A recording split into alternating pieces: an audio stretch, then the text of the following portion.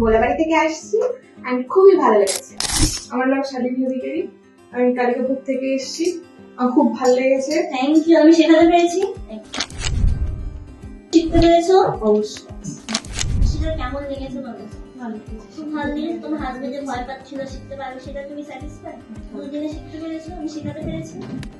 কেমন লেগেছে তোমার দুদিনে শিখে? খুব ভালো লেগেছে, আমি দুদিনে শিখতে পেরেছি, আমি ফুল স্যাটিসফাইড। কেমন লাগলো দুদিনে শিখে?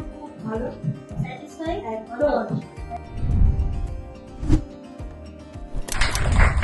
तुमको कैसा लगा?